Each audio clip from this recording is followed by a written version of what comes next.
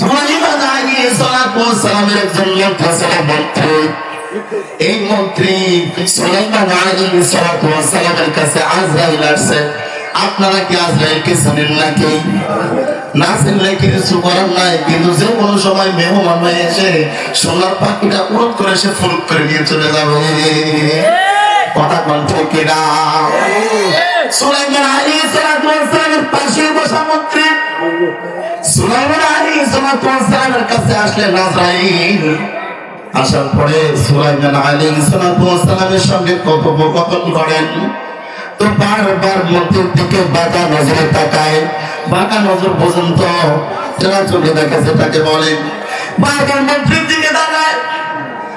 এক পর্যায়ে যখন সুলাইমান আলাইহিস সালামের সঙ্গে কথোপকথন শেষ হয়ে গেল, আলাপচারিতা যখন শেষ হয়ে গেল, আজরাইল আলাইহিস সালাম যখন সুলাইমান আলাইহিস সালামের কাছ থেকে যখন বিদায় নিল, যাওয়ার পরে তার মন্ত্রী সুলাইমান আলাইহিস সালামের ডাক দিয়ে বলে, আপনার সঙ্গে যে ব্যক্তি এতক্ষণ কথা বলল উনি কে? বলে আজরাইল। ও বাবা রে বাবা, বাবা আমার দিকে দেখি। এবার সুলাইমান আলাইহিস সালাম ডাকতে পারে, প্রত্যেকটা মানুষের কাছে এসে যাবে, সে প্রত্যেকটা মানুষের কাছে একবার যাবে, জান কবজ করবে।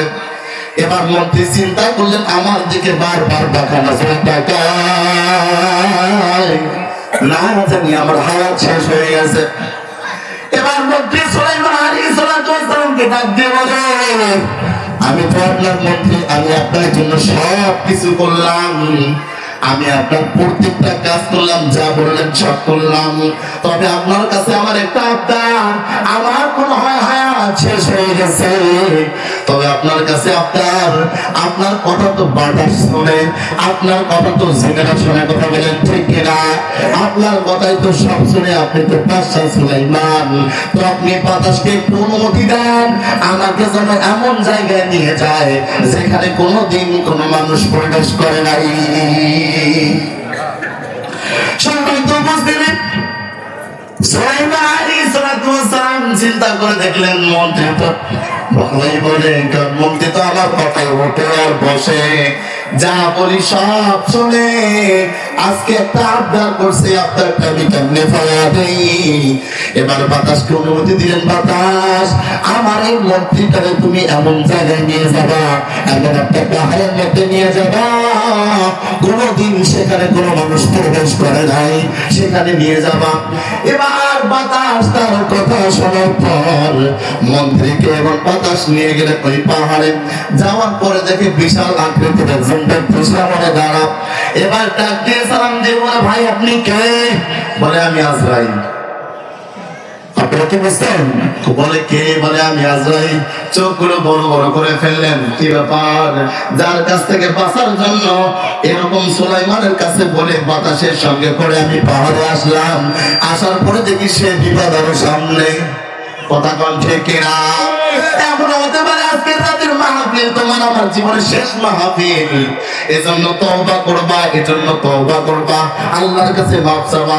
কিছু কিছু যুবক তো মনে করতেছে জীবনে আসছে, আমি আসছে দেখা করবো, এক যুবক না না না, জীবনে কত পাপ করবা আজকের এই বয়ান থেকে শুনে যাও। এবার ডাক দিয়ে বলে, মালাকুল মউত আজরাইল ভাই, আপনার কাছ থেকে পালানোর জন্য আমি এখানে আসছি ভাই। কেমনে সম্ভব? আমি কেমনে সম্ভব, কেমনে কি করবো? এবার মালাকুল মউত আজরাইল বলে, আপনার সময় হয়ে গেছে দুনিয়া থেকে বিদায় হওয়ার, আমার কিছু করার নাই। জানটা কবজ করার পরে তিনি আবার সুলাইমানের কাছে গেলেন। যাওয়ার পরে এবার আজরাইল আলাইহিস সালাম মুস্কি মুস্কি হাসে। সুলাইমান আলাইহিস সালাম ডাক দিয়ে বলে, ভাই আপনি আমার কাছে আসলেন, কি ব্যাপার, কেমন আছেন? কথোপকথন হয়। এবার আজরাইল আলাইহিস সালাম ডাক দিয়ে বলে, গতকাল যে আপনার সঙ্গে মন্ত্রীকে দেখেছিলাম, আজকে সেই মন্ত্রী কোথায়? তাকে বলতেছে সুলাইমান আলাইহিস সালামকে জি আজরাইল বলতেছে। এবার সুলাইমান আলাইহিস সালাম ডাক দিয়ে, আপনার ভয়ে মৃত্যুর ভয়ে আমার এখান থেকে সে জঙ্গলে যাওয়ার চেষ্টা করছে, পাহাড়ে যাওয়ার চেষ্টা করেছে। আমি তাকে বাতাসের বিনিময়ে বাতাসের মধ্যে তাকে পাহাড়ে নিয়ে গেছি। সেখানে নিয়ে যাওয়ার পর যাতে করে আপনার কাছ থেকে বাঁচতে পারে। তবে ভাই আপনার কাছে আমার একটা জানার ইচ্ছা, আপনি কেন তার দিকে গতকাল বারবার বাঁকা নজরে তাকাইলেন, এটা আমার খুব জানার ইচ্ছা। এবার সুলাইমান আলাইহিস সালাতু ওয়াস সালাম ডাক দিয়ে বলে, ভাই সুলাইমান, গতকাল যে ব্যক্তি বাতাসের মধ্যে করে পাহাড়ে গেল, আমি তো তার জানটা কবজ করে বলছি। সুলাইমান আলাইহিস সালাতু ওয়াস সালাম নিশ্চুপ হয়ে গেলেন। এবার ডাক দিয়ে বলে, তাহলে কেন আপনি বাঁকা নজরে তাকালেন? বলে, বাঁকা নজরে তাকাইছি, আল্লাহ বলতেছে, ও আজরাইল, ওই যে সুলাইমানের কাছে যে মন্ত্রী বসা, ওর কিন্তু সময় শেষ, কিন্তু মৃত্যুটা এমন জায়গায় হবে, পাহাড়ের মধ্যে মৃত্যু হবে। এবার আজরাইল আলাইহিস সালাতু ওয়াস সালাম চিন্তা করলেন, মন্ত্রী তো দেখি সুলাইমানের কাছে বসা, এ আবার কখন পাহাড়ে যাবে, আবার কখন আমি গিয়ে তার জীবন কবজ করবাম। এই জন্য বারবার তার দিকে তাকাইলাম, তো দেখলাম যে আপনি তার কাজ বাতাসের মাধ্যমে সহজ করে দিয়েছেন। সূরাতুল লোকমানের মধ্যে 34 নম্বর আয়াতের মধ্যে আল্লাহ তাআলা এটা বলেন, আগামীকাল আপনি আমি কি করব জানা নাই, কার মৃত্যু কোন জায়গায় আছে এটা পর্যন্ত কারো জানা নাই। কথা বলতে কিরা, আল্লাহু তাকবীর। তাহলে বোঝা গেল দুনিয়াতে যত বড় হারামি হই না কেন, দুনিয়া থেকে যাত্রী হবে মাত্র কয়টা কাপড়, কয়টা কাপড়। এই ব্যক্তি মুরব্বী, এত সুন্দর তার দাঁড়ি, সে মনে করছে আমি তো মন্ত্রী, আমার তো টেম্পু শেষ। টেম্পু মানে বোঝা যায় পেট্রোল।